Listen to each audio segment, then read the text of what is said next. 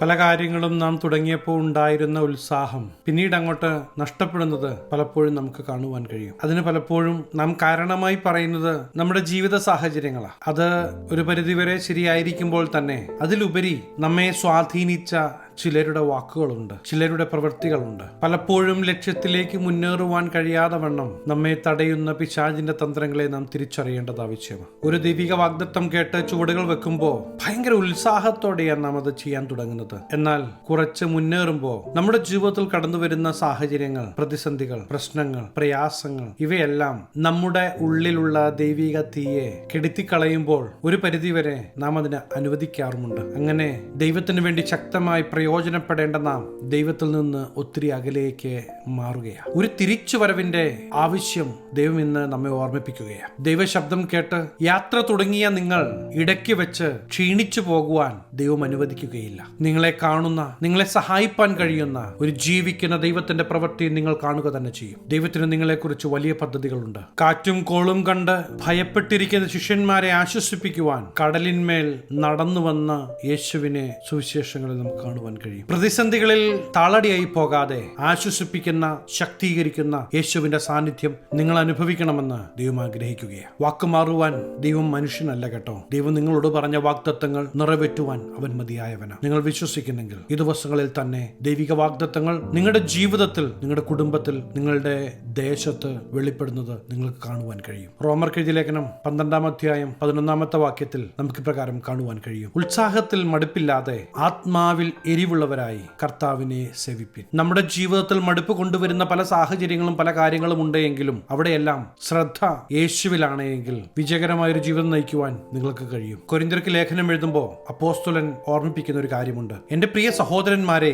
നിങ്ങൾ ഉറപ്പുള്ളവരും കുലുങ്ങാത്തവരും നിങ്ങളുടെ പ്രയത്നം കർത്താവിൽ വ്യർത്ഥമല്ല എന്ന് അറിയണം. പ്രതിസന്ധികൾ, പ്രശ്നങ്ങൾ, പ്രയാസങ്ങൾ കടന്നു വരുമ്പോൾ അവിടെ താളടിയായി പോകുവാനുള്ളവരല്ല നിങ്ങൾ. മറിച്ച് ജീവിക്കുന്ന ദൈവത്തിന്റെ പ്രവൃത്തി എന്നിലൂടെ വെളിപ്പെടും, എന്റെ ജീവിത മേഖലകളിൽ വെളിപ്പെടുമെന്ന് വിശ്വസിക്കുകയും ആ രീതിയിൽ സ്റ്റെപ്പുകൾ മുന്നോട്ട് വെക്കുകയും ചെയ്യേണ്ടുന്നവരാണ് നാം. ഒരു പരിധിവരെ നമ്മെ പോലെ തന്നെയായിരുന്നു ശിഷ്യന്മാരും. യേശുക്രിസ്തു തന്റെ മരണ പുനരുത്ഥാനത്തെ കുറിച്ച് പറഞ്ഞതൊന്നും ശിഷ്യന്മാർ യഥാർത്ഥത്തിൽ വിശ്വസിച്ചില്ല. എന്നാൽ മരിച്ച് ഉയർത്തെഴുന്നേറ്റ യേശു അവർ വേണമെങ്കിൽ വിശ്വസിക്കട്ടെ എന്ന് പറഞ്ഞു പോയില്ല. ഹൃദയം കലങ്ങിയ ശിഷ്യന്മാരുടെ അടുക്കൽ ചെന്ന് താൻ പറഞ്ഞതുപോലെ ഉയർത്തെഴുന്നേറ്റു എന്ന് തെളിയിച്ചു, അവരുടെ മനസ്സിനെ ഉറപ്പിച്ചു. ഇന്നെന്റെ ശബ്ദം നിങ്ങൾ കേൾക്കുവാൻ കാരണം ആടിയുലയുന്ന വിഷയങ്ങളിൽ ഉത്സാഹം നഷ്ടപ്പെട്ടു പോകാതെ, ദൈവത്തോടുള്ള ആദ്യ സ്നേഹം നഷ്ടപ്പെട്ടു പോകാതെ യേശുവിനോട് ചേർന്ന് മുന്നേറണമെന്ന് ദൈവം ആഗ്രഹിക്കുന്നു. പ്രിയ ദൈവപൈതലേ, ദൈവം പറഞ്ഞ വാഗ്ദത്തങ്ങൾ നിങ്ങളിലൂടെ വെളിപ്പെടുവാൻ പോകുകയാണ്. ഈ ചെറിയ വിഷയങ്ങളെ കണ്ട് ഭാരപ്പെടാതെ വാക്ക് പറഞ്ഞവൻ വിശ്വസ്തനാകൊണ്ട്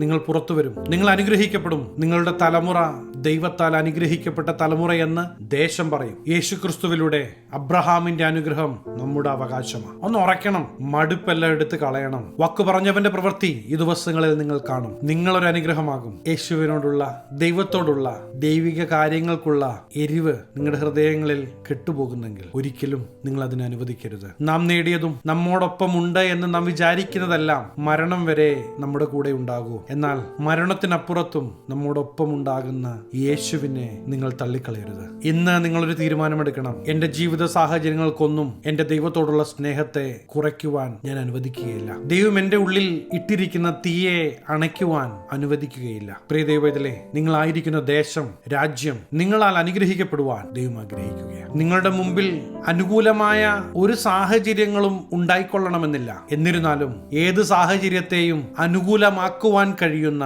ജീവിക്കുന്ന ദൈവത്തിൽ നിങ്ങൾ വിശ്വസിക്കുന്നെങ്കിൽ ഈ ദിവസങ്ങളിൽ നിങ്ങളുടെ ജീവിതത്തിൽ ആ ദൈവത്തിന്റെ പ്രവൃത്തി കാണുവാനിടയാകും. നിങ്ങളുടെ മനസ്സിൽ കടന്നു വരുന്ന സകല ആകുല ചിന്തകളെയും യേശുവിന്റെ നാമത്തിൽ ഇന്ന് ക്യാൻസൽ ചെയ്യണം. നിങ്ങൾ ഭാരപ്പെടുന്നത് പോലെ ഒന്നും സംഭവിക്കാൻ പോകുന്നില്ല. നിങ്ങൾ ദൈവ പൈതലായതുകൊണ്ട് ദൈവികമായ പ്രൊവിഷൻ നിങ്ങൾ അനുഭവിക്കുവാൻ പോകുകയാണ്. ഷെയ്പ്പില്ലാത്ത, ഒരു ലക്ഷ്യമില്ലാത്ത നിങ്ങളുടെ ജീവിതം യേശുവിന്റെ കരത്തിൽ കൊടുക്കുന്നെങ്കിൽ ഷെയ്പ്പുള്ള, ഒരു ലക്ഷ്യമുള്ള, അനുഗ്രഹം അനുഭവിക്കുന്ന ഒരു ജീവിതമായി അവൻ മാറ്റും. അവൻ നിങ്ങളെ യഥാർത്ഥമായി സ്നേഹിക്കുന്നു. ആ ദൈവസ്നേഹം ഒരിക്കലും തള്ളിക്കളയില്ല. ഞാൻ നിങ്ങൾക്ക് വേണ്ടി പ്രാർത്ഥിക്കുവാൻ ആഗ്രഹിക്കുകയാണ്. കണ്ണുകളെ അടയ്ക്കാം, നമുക്ക് ഒരുമിച്ച് പ്രാർത്ഥിക്കാം. മഹാപരിശുദ്ധനായ ഞങ്ങളുടെ സ്വർഗീയ പിതാവേ, എന്നോടൊപ്പം ചേർന്ന് പ്രാർത്ഥിക്കുന്ന ദൈവജനത്തെ അങ്ങയുടെ തൃക്കരങ്ങൾ തരുന്നു. ഈ ദിവസങ്ങൾ ദൈവിക വാഗ്ദത്തങ്ങൾ തന്റെ മക്കളുടെ ജീവിതത്തിൽ വെളിപ്പെടട്ടെ. ഉത്സാഹത്തിൽ മടുപ്പില്ലാതെ ആത്മാവിൽ എരിവുള്ളവരായി ദൈവിക നന്മകൾ അനുഭവിച്ച് മുന്നേറുവാൻ ഈ ജനത്തെ അങ്ങ് സഹായിക്കണം. ദൈവത്തിന്റെ പ്രവൃത്തി ഈ ദിവസങ്ങളിൽ ഈ ജനം അനുഭവിക്കട്ടെ. ദൈവിക സമാധാനം, ദൈവിക നന്മ ഈ ജനം കാണട്ടെ. യേശുവിന്റെ നാമത്തിൽ അനുഗ്രഹിച്ചു പ്രാർത്ഥിക്കുന്നു. അനുഗ്രഹമാകട്ടെ. സകല മനമഹത്വം അങ്ങേക്ക്. സകല നസ്രനെ യേശു ക്രിസ്തുവിന്റെ നിസ്തുല്യ നാമത്തിൽ തന്നെ ആമേൻ. എല്ലാ മടുപ്പും ആകുല ചിന്തയും എടുത്തു കളഞ്ഞ് യേശുവിന് വേണ്ടി നിൽക്ക്. യേശുവിന്റെ പ്രവൃത്തി നിങ്ങളുടെ കരങ്ങളിലൂടെ അവൻ ചെയ്തെടുക്കും. ഈ ചെറു സന്ദേശം നിങ്ങൾക്ക് അനുഗ്രഹമായെങ്കിൽ തീർച്ചയായും ഞങ്ങളെ അറിയിക്കണം. അനേകർക്ക് അനുഗ്രഹമാകേണ്ടതിന് സ്നേഹിതർക്ക് ഷെയർ ചെയ്യുക, ഫോർവേഡ് ചെയ്യുക. നിങ്ങൾ ഈ ചാനൽ ഇതുവരെ ആയിട്ടും സബ്സ്ക്രൈബ് ചെയ്തിട്ടില്ല എങ്കിൽ തീർച്ചയായും സബ്സ്ക്രൈബ് ചെയ്യുക. ദൈവം അനുവദിച്ചാൽ അടുത്ത ദിവസം നമുക്ക് വീണ്ടും കാണാം. Stay blessed.